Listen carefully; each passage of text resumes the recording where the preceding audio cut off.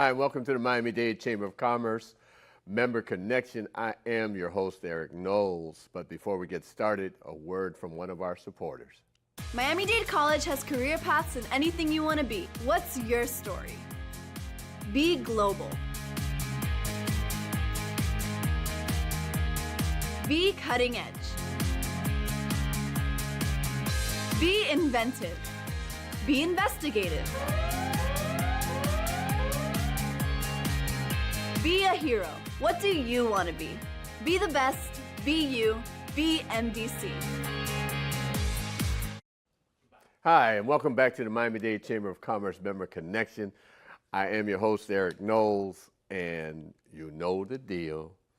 I just love what I do, because I have these amazing friends that come on here, and we talk about opportunities to grow your business. We learn about them and the work that we do, that they do, and that we do, because we do a lot of work together. And none other than my good friend, Jeff Lozama.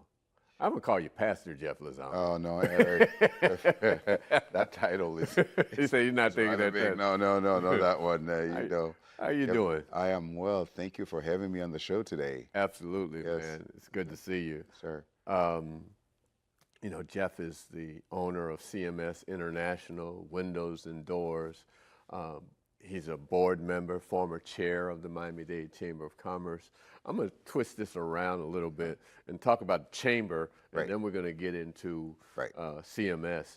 You became a member of the board several years ago, and then you became the chair of the board, and now you termed off, but I'm going to have to get you back on the board. But why was it important for you to become a member of the Miami-Dade Chamber of Commerce? Eric, and I got to thank you first because you were the one to tap me on the shoulder to join the board. And I want to say that was back in 2015 when I first joined the chamber. And at that time, my business was just a few years into its journey. And I was part of another chamber, which was the Haitian American Chamber of Commerce.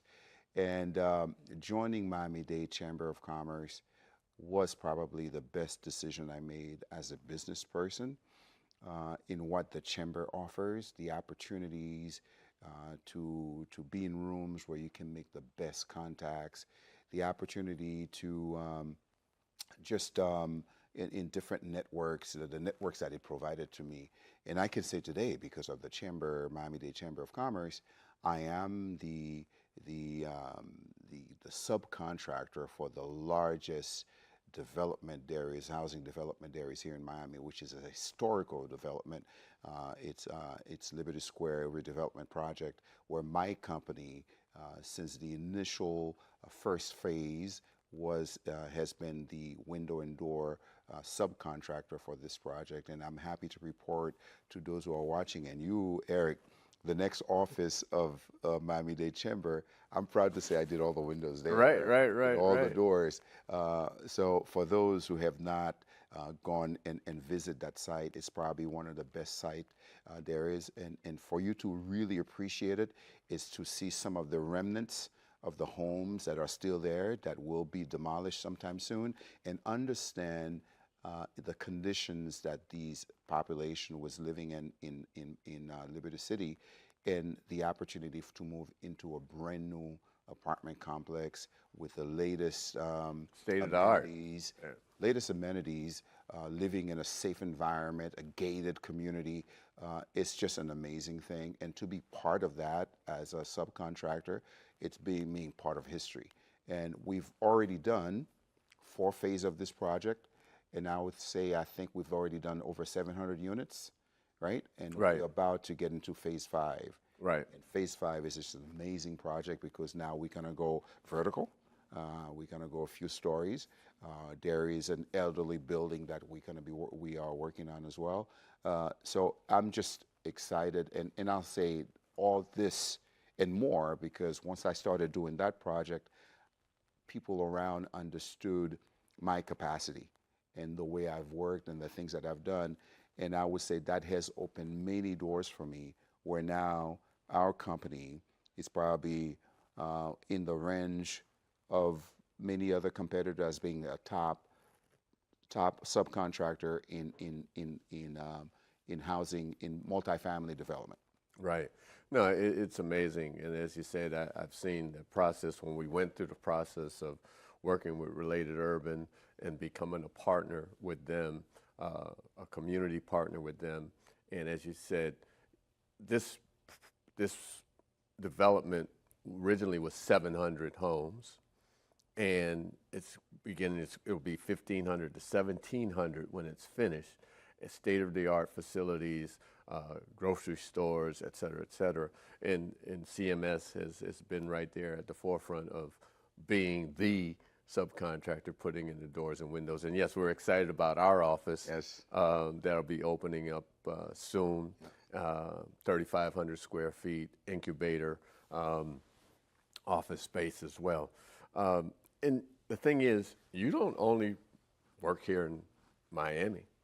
Yes. You're all throughout the Caribbean. You're multifaceted. But people don't know that. I started in the Caribbean. Right. Before we did anything here locally, domestically, my business was 100% Caribbean. Okay. So I've worked in every single island that in the Caribbean. One of our pride project is personally because I'm from Haiti, and I was able to do windows and doors in the Supreme Court building of Haiti. Oh wow. You know that's probably one of those my best projects. Crowning. One of those right? crowning I've projects. done a lot of hotels all throughout the Caribbean. I've worked with some of the major construction companies, working with Bouygues, which is the 7th largest company in the world, in some projects we've done in St. Martin. With my partner, we've done all of the Sandals project that you see in the Caribbean. All of the Sandals have been built in the Caribbean for the past few years. All the windows come from my office. That's huge. Yes, it is huge. So we've been blessed with the work that we've done in the Caribbean, and the opportunity came for locally, and here we are, we're serving both the islands. And one of the projects that we're doing now is working with one of the largest developers in the Caribbean called Discovery Land, where we're doing work for them in the Bahamas and Baker's Bay, and now we are hitting a new territory called Barbuda, in Antigua and Barbuda. So Right. we're starting to do some work for them there as well. Oh man. Well, you're in all the how is that?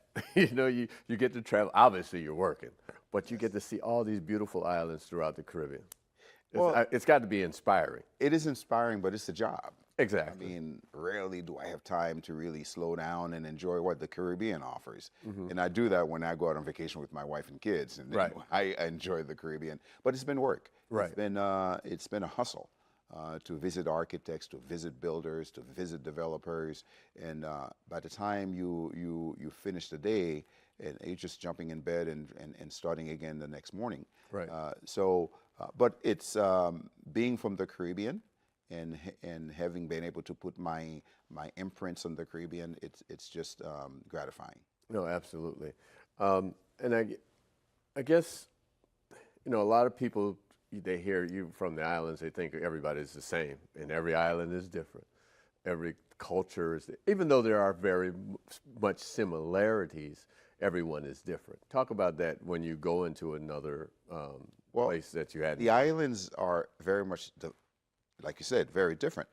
So you go into the English-speaking islands. Okay. Right? The Jamaicas of the world. My biggest project was the Powell building, named after Colonel Powell. Okay. Colin Powell. And that was my project with the State Department, where we retrofit all the windows. It's a 10-story building. That is different. That was a whole different project. That was a beast in itself, right? And then you go now to some of the French islands, French-speaking islands. Right. That's entirely different because now their codes are different, their requirements are different, so you have to be able to meet some of their requirements there too. But the great thing about that is there wasn't a language barrier. Well, thank God, I am very proficient in French, and which is a blessing. My Creole is really good as well. That's my native language, and be able to move into these islands, that's great. And then you jump in the DR, where now you are, it's still part of the Caribbean. People don't Right. know that, although it's a Spanish country, Right. Spanish island, but I get there and I have to put on that hat as well. I'm gonna have to cut you off. This conversation is so great. We'll be right back on the other side. Learn and earn today at Miami-Dade College. College graduates earn 56% more than high school graduates and $1 million more in lifetime earnings. A degree from MDC is your path to greater earning power and career success. Choose from hundreds of affordable high-tech and in-demand career programs, including cybersecurity, artificial intelligence, business, and nursing. Learn and earn today at MDC and fast-track your career. Enroll now at mdc.edu/purpose. Welcome back to the Miami-Dade Chamber of Commerce Member Connection. I am your host, Eric Knowles, and I'm here with my good friend, Mr. Jeff Lozama. You know, when I say good friend, Jeff and I have hung out fishing together and just, you know, just letting life. That's right. You know, it is wonderful. You know, here we are, 2025. What is the future of CMS? I would say the future is bright. I am lucky enough that my kids understand now that which I've created is I would say is generational.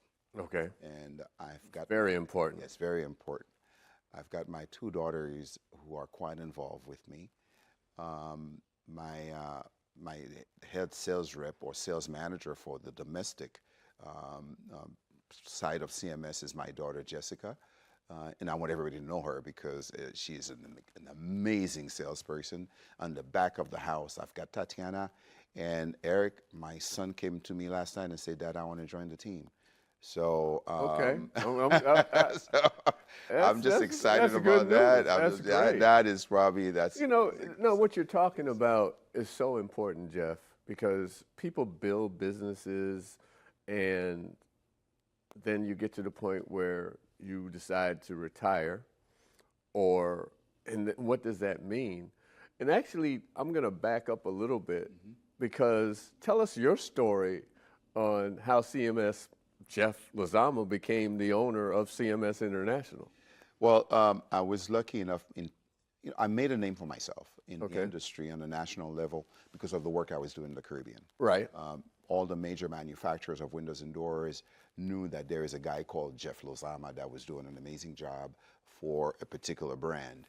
In 1999, a conglomerate out of Atlanta called me and wanted to open an export branch. So I was the one that started it for them from scratch. Okay. And I had one product that they wanted me to carry out for them.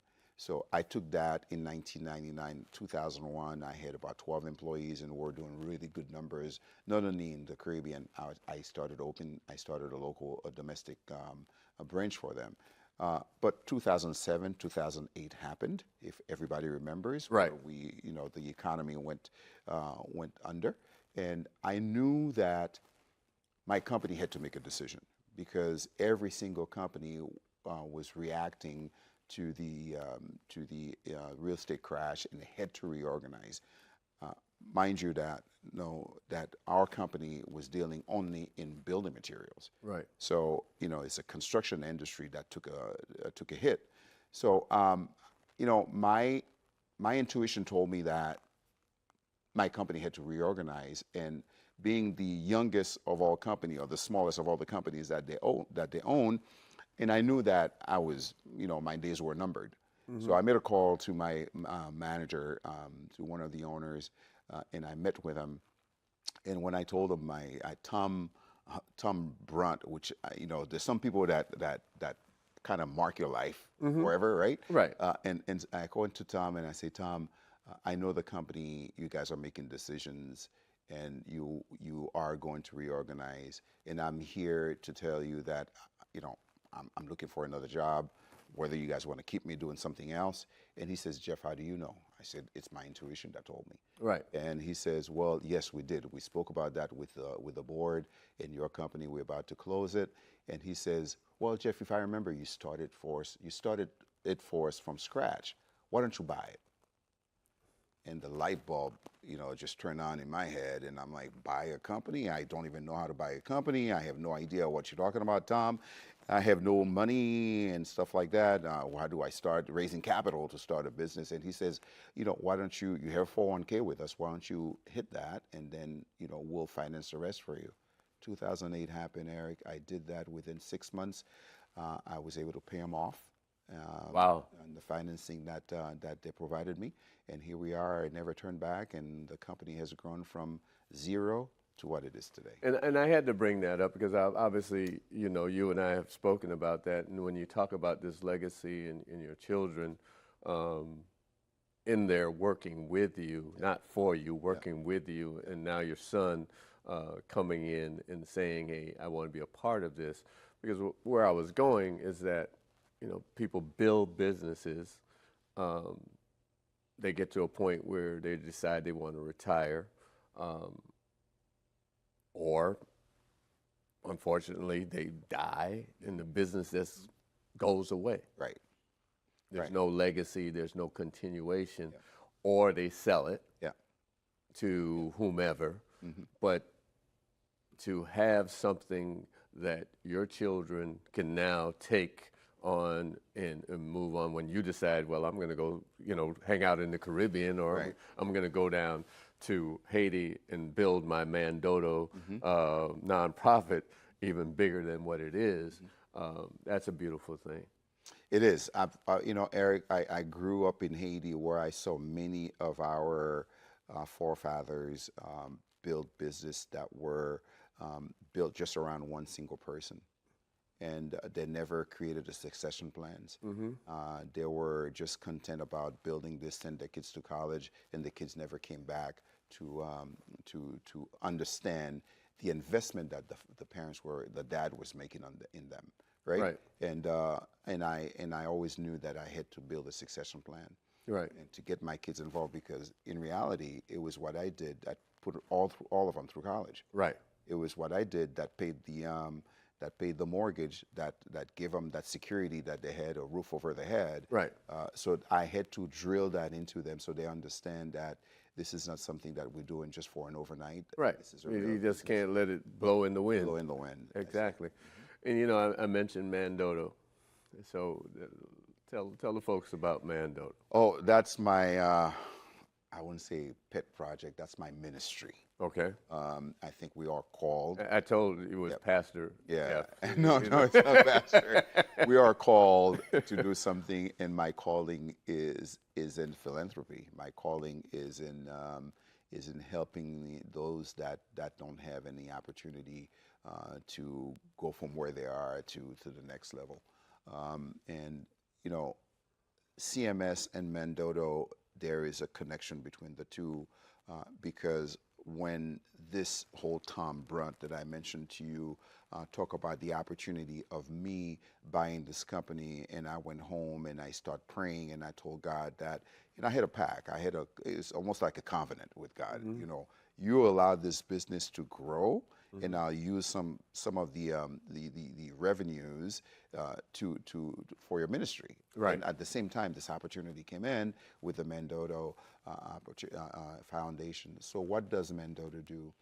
We are a nonprofit organization that help folks in the South. We help the less fortunate, the families in the southern part of Haiti that are way below the poverty level. I mean, so people that are really don't have any break. I mean, Eric, I just came back from Haiti on Monday, and I spent the whole weekend there on a mission trip where we are now. We had a symposium that we organized for the kids who just graduated high school. There were about 250 kids that graduated high school in that region.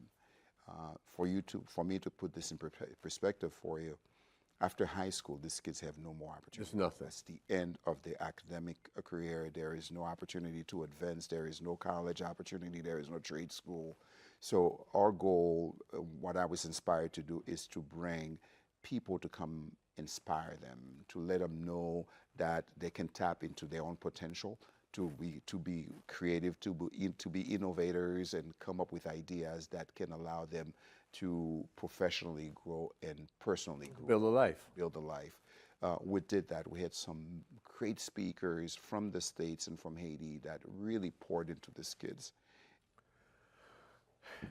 We can continue this, but we're running out of time. Yes. Someone wants to get in touch with you. They can call me personally. My number is 954-520-3987, 954-520-3987. They can also call the office at 305-628-3421 and call Jessica, and Jessica will be ready. If you are renovating your house right now, call Jessica. We have a good finance program. You have a finance program where there'll be zero money out of pocket, or we can upgrade your windows, take you from, bring your windows up from to code, jealousy to a hurricane-resistant home. So call us now, 954-520-3987, or call Jessica at 305-628-3421. If you want to get in touch with the Chamber, go to m-dcc.org or call the Chamber at 305-751-8648. This has been the Chamber, the Miami-Dade Chamber, Member Connection. See you on the other side. Today, I stand before you, a proud graduate of Miami-Dade College and the 5th president of the Miami-Dade Chamber of Commerce. I'm honored to return to the college that prepared me to become a leader in our community, providing an education second to none. So I'm asking you to please tune in every Monday at 12 noon to the Miami-Dade Chamber of Commerce's Member Connection as I interview members of the Miami-Dade Chamber of Commerce on our Facebook page at Miami-Dade Chamber of Commerce or our YouTube channel, Miami-Dade Chamber of Commerce. To learn more about the Chamber, please go to m-dcc.org or call the Chamber at 305-751-8648.